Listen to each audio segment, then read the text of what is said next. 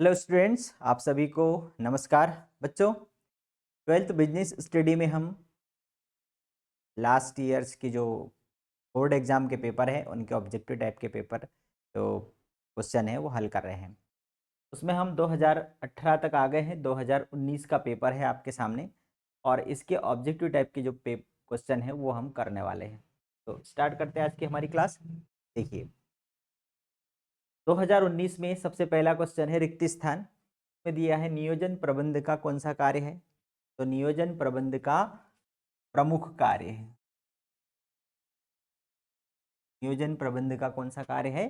प्रमुख कार्य है, या फिर आप ऑप्शन में लिख सकते हो प्रथम कार्य भी। ठीक। उसके बाद है नियम खालिस्तान स्थापित करने में सहायक होते हैं। नियम, जहां नियम आ गया मतलब कठोरता आ गई, और उससे क्या स्थापित होता है? अनुशासन स्थापित होता है।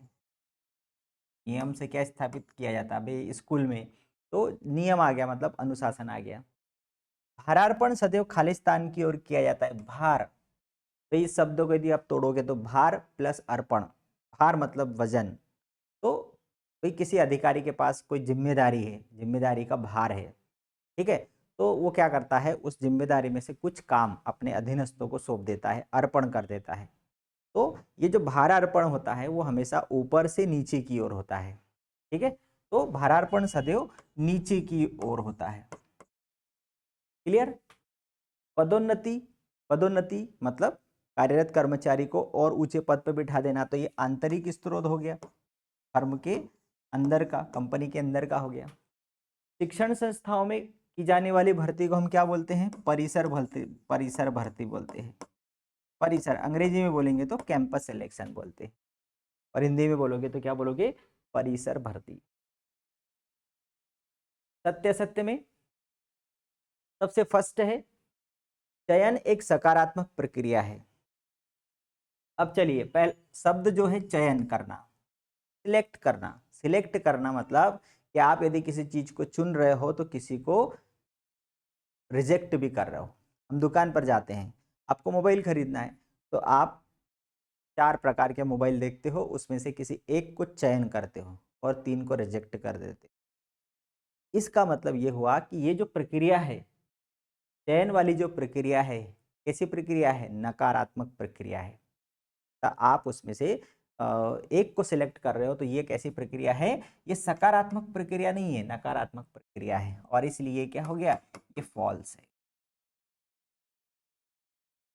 विचलन सदैव ऋणात्मक होता है, ये भी फॉल्स है। ये मैं पहले आपको क्लियर कर चुका हूं कि विचलन धनात्मक भी हो सकता है। विचलन क्या होता है? तो प्रमाप और वास्तविक कार्य के बीच का अंतर, वो विचलन कहलाता है। तो विचलन धनात्मक भी हो सकता है, ऋणात्मक भी हो सकता है, और ये बोल रहे ऋणात्मक होता है तो ये फॉल्स हो गया। पूंजी बाजार एक संगठित बाजार है, ये कैसा है? ये ट्रू है। तो ये अब आएगा नहीं क्योंकि कोर्स से हट गया है, फिर भी पढ़ लेते हैं। उद्यमिता एक नव प्रवर्तनकारी कार्य है, ये भी ट्रू है। ये भी आपकी बुक में नहीं दिया गया है, ये भी नहीं आने वाला है। उदारीकरण में उद्योगों को लाइसेंस लेना अनिवार्य है, ये फॉल्स है।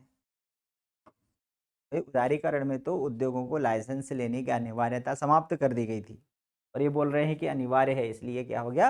गलत हो गया। अच्छे क्वेश्चन है, पूर्व वाले पेपरों की तुलना में इस पेपर में बहुत अच्छे क्वेश्चन आए हैं। हो सकता है कि इसमें से अधिकांश क्वेश्चन आपको मिल जाए, ठीक है, इसलिए इसको अच्छा समझ लो। एक वाक्य में, उत्पादन का वह बिंदु जहां न लाभ न हानि हो उसे क्या कहते हैं? सम विच्छेद बिंदु।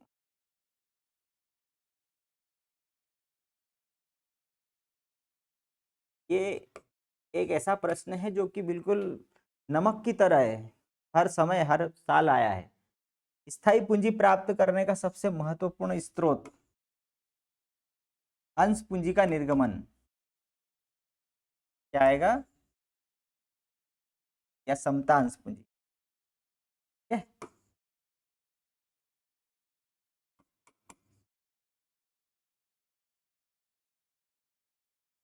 इस पूंजी बाजार का संबंध नए निर्गमन से होता है, प्राथमिक पूंजी बाजार।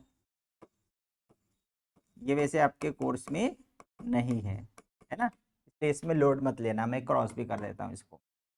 मुद्रा बाजार भी आपके कोर्स में नहीं है, फिर भी बोलते हैं मुद्रा बाजार का नियंत्रण कौन करता है? RBI. Reserve bank of India. उद्यमी की प्रमुख विशेषता क्या है? नव प्रवर्तन। तो अभी आया था ना, नव प्रवर्तन।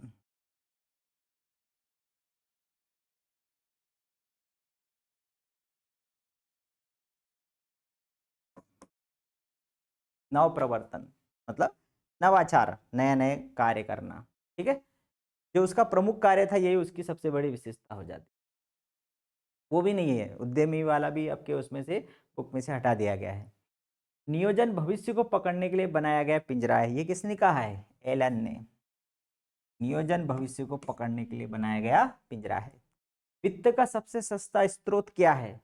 अब देखिए यहाँ पर पहले, इसके पहले जो कुछ किसी वर्ष में आया था एक ये क्वेश्चन, तो वहां पूछा था, वहां ये समता अंश पूंजी आंसर आया था। क्यों? क्योंकि वहां प्रतिधारित उपार्जन नहीं था। अब यहाँ प्रतिधारित उपार्जन आ गया, इसलिए आंसर ये आएगा। प्रतिधारित उपार्जन का मतलब ये होता है कि अर्जित किया गया पैसा, संचित किया गया पैसा या कमाया हुआ लाभ।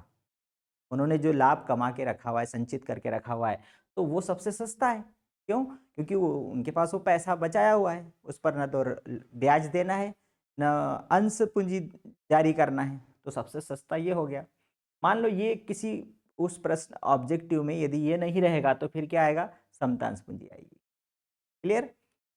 दीर्घकालीन कोष में सम्मिलित नहीं है, दीर्घकालीन कोष में सम्मिलित नहीं है। वे समतांश दीर्घकालीन कोष है, पूर्वाधिकार अंश दीर्घकालीन कोष है, दीर्घकालीन ऋण वो तो दीर्घकालीन ही है, तो क्या बचा? लाभांश, क्योंकि ये प्रतिवर्ष दिया जाता है, ये दीर्घकालीन कोष नहीं है। प्रशिक्षण में बल दिया जाता है। तो प्रशिक्षण देना मतलब ट्रेनिंग देना, ट्रेनिंग देना मतलब ये कैसा हो गया? व्यवहारिक हो गया, ट्रेनिंग देना। ठीक है, उद्यमिता विकास कार्यक्रम प्रदान करता है सभी, स्वरोजगार भी देता है, उद्यमी कौशल में वृद्धि भी करता है, शिक्षण और प्रशिक्षण भी देता है, तो इसलिए ये आंसर आएगा हमारा डी। सही जोड़ी में आ जाएंगे। विकेंद्रीकरण, ठीक है, विकेंद्रीकरण मतलब शक्तियों को सभी लोगों में बांट देना, अधिकार लेने की जो शक्ति है सबको दे देना।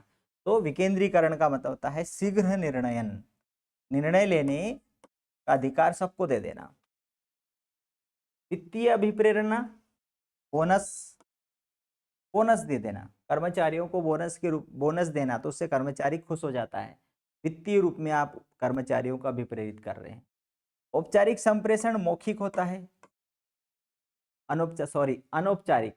औपचारिक संप्रेषण लिखित रूप में होता है। संप्रेषण का मतलब मैसेज एक जगह से दूसरे को देना। तो औपचारिक में संगठन में एक पद वाइज अलग अलग जाता है लिखित में, और अनौपचारिक मतलब भीड़ में जो संदेश जाता है तो वह मौखिक होता है। पूर्वानुमान का संबंध बजट से होता है, और कार्यशील पूंजी का संबंध किससे होता है? चालू संपत्ति से होता है। बहुत अच्छी सही जोड़ी दी है। ठीक है, फिर आगे बढ़ेंगे हम।